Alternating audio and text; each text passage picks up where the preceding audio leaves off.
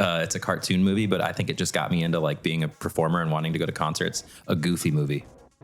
Right. Top 3, dude.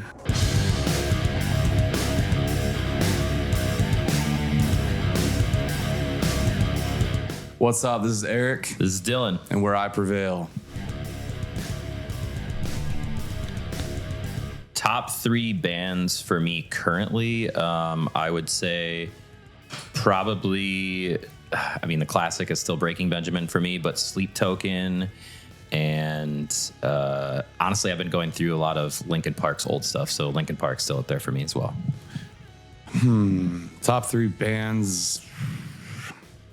I think I'm going to choose the ones that like stuck with me the longest or like influenced me the most.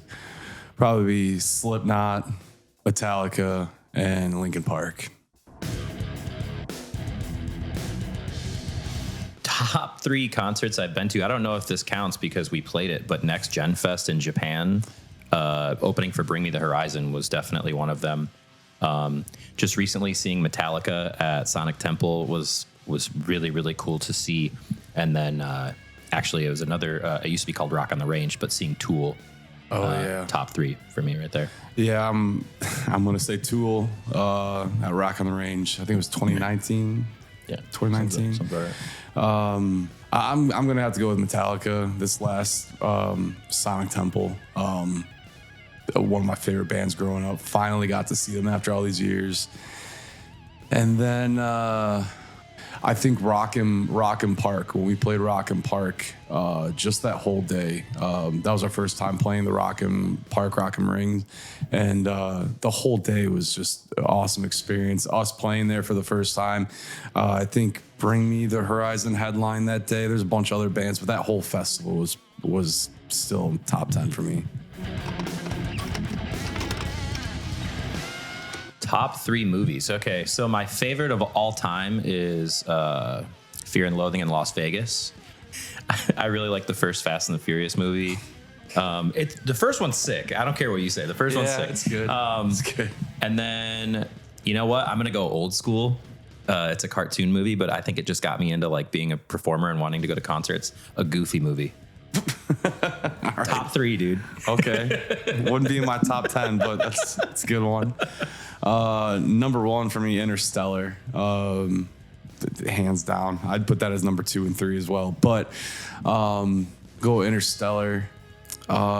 Midsummer, however you say that movie is incredible.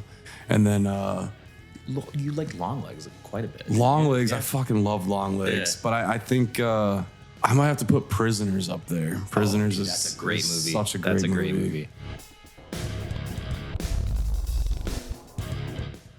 Top 3 bad habits. Top 3 bad habits. Okay, so first one is going to be eating fast food. That one, it's pretty much a staple for me. You know what? I feel like I'm going to steal one, but it's because you forced this habit on me. Buying and collecting collectible cards. Yep. And the third one, playing video games for way too long. Collecting anything, vinyl, cardboard, trading cards. That's my number 1. Drinking way too much beer. I'm a beer connoisseur and a whiskey connoisseur, and way too much of that. And third one, singing bad karaoke songs is a bad habit of mine.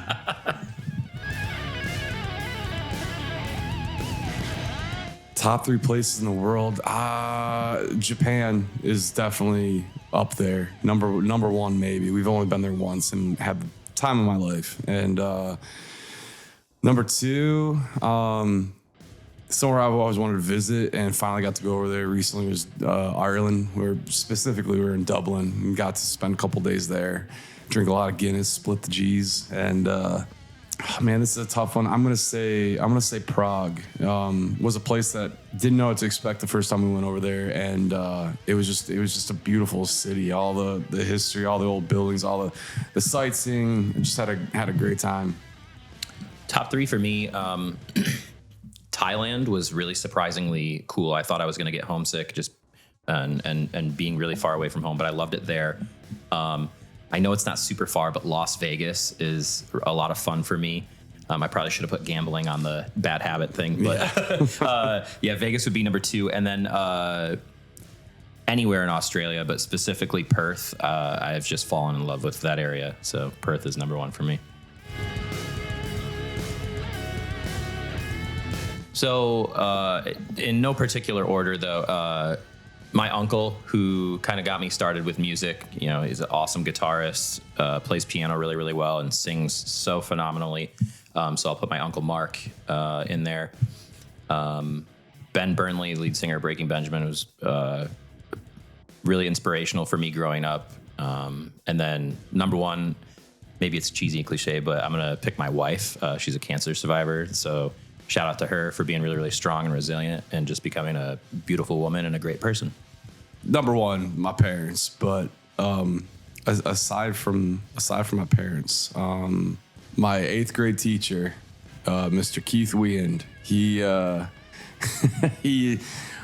I transferred schools from a private school to a public school, and the first class I had, one of the first classes I had, he was like playing rock and metal in the classroom, and he played there's a clip of Jimi Hendrix playing the Star Spangled Banner or something back.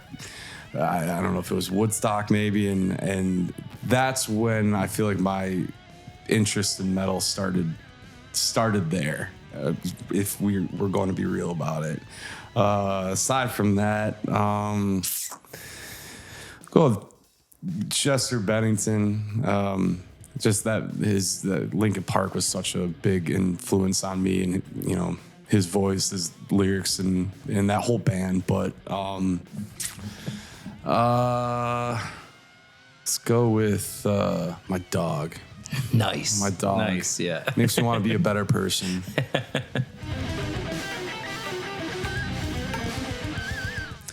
I think Bow Down will always be my favorite song we've ever written. It's got real special place in my heart.